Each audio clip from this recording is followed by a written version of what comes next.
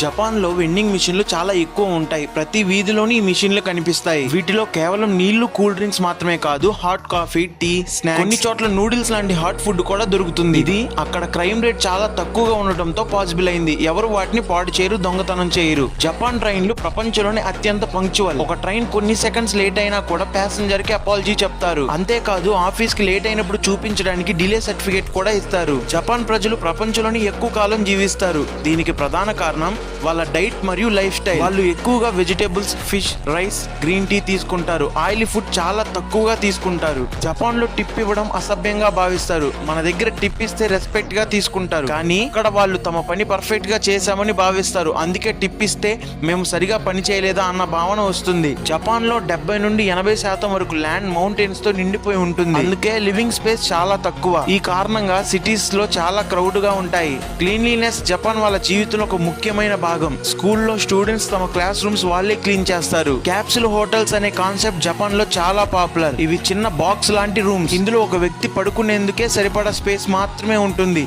బిజీగా పనిచేసే వాళ్ళు ఒక రోజు స్టే కోసం చీప్ గా ఉపయోగిస్తారు. యానిమే మరియు మాంగా ప్రపంచానికి జపాన్ ఇచ్చిన గొప్ప gift. Naruto, one piece, attack on Titan లాంటి షోస్ ప్రపంచవ్యాప్తంగా కోట్లాది అభిమానులు సంపాదించాయి. ఇవి కేవలం ఎంటర్టైన్మెంట్ మాత్రమే కాదు, friendship, hard work, never give up లాంటి లైఫ్ లెసన్స్ కూడా నేర్పిస్తాయి.